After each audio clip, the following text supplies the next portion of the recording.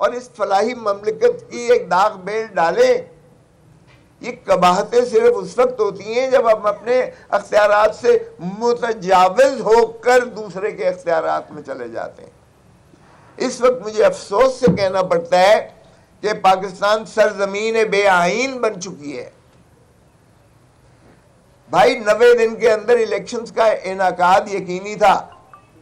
मैं खराज तहसीन पेश करता हूं काजी फायज ईसा चीफ जस्टिस को कि कम से कम उन्होंने वो जो धुंधलाते हुए बादल थे, कोई कहता था इलेक्शन होगा 8 फरवरी को या नहीं होगा, एक जमात के सरबराह फरमाते थे कि 2 सूबों में तो बर्फबारी है, हो ही नहीं सकता है, दूसरे कोई कुछ कहता था कि जी ये इस तरह चूंकि हम नहीं लड़ते अगर लेवल प्लेइंग फील्ड नहीं आती है।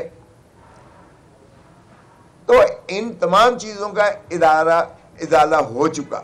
लेकिन एक मुझे अफसोस भी हुआ चीफ जस्टिस के इस फैसले पर कि काश वो ये भी कर देते कि अपना जो है डिस्ट्रिक्ट रिटर्निंग ऑफिसर्स और रिटर्निंग ऑफिसर्स ये जुडिशरी ही में से दे देते। पहला साहब ऐसा ही चलता आया। अब आप हैरान होंगे कि मैंने कल दायर की है, जो कल लगी हुई है, हमारे एक कारकुन मरमत साहब को। देखिए मुझे इस चीज़ का अफसोस भी होता है कि क्यों हम पाकिस्तान की क्या हम खिदमत कर रहे हैं जब हमारा एक सूबे से एक वकील भी है और एक वहाँ का एक सियासी पार्टी का मरकजी कायद भी है और उसने एक हलचल मचाई सारे सूबे में, जिसने देखा सारी दुनिया ने देखा।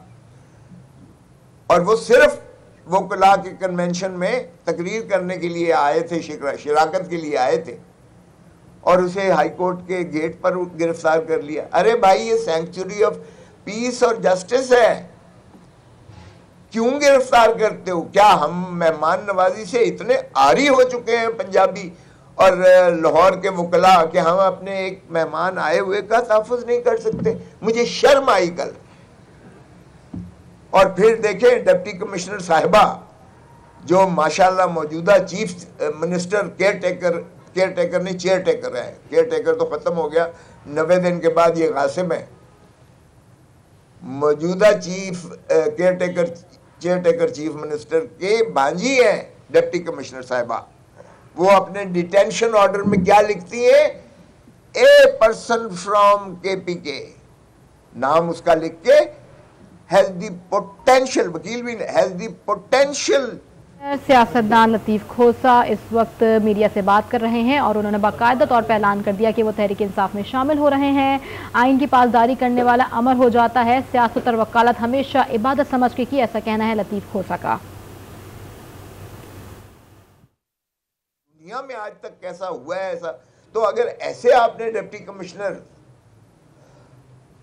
और असिस्टेंट कमिश्नर्स को आपने डिस्ट्रिक्ट रिटर्निंग ऑफिसर और प्रिजाइडिंग ऑफिसर बना के मुल्क का मुकद्दर अगले 5 साल के लिए उनके हाथ में सौंपना है, तो क्या हम रोज अव्वल से एक ऐसी कभी फेल का इर्तिकाब नहीं कर रहे जिससे हमारा रियासत मुस्तकिल होने की बजाय, स्टेबल होने की बजाय, जमहूरियत का तसलसल होने की बजाय हम रोज अव्वल से उसकी ऐसी गलत दाग बेल डाल रहे हैं कि मनपसंद नताइज देने के लिए ये डिस्ट्रिक्ट रिटर्निंग ऑफिसर किसी हद तक भी जा सकते हैं।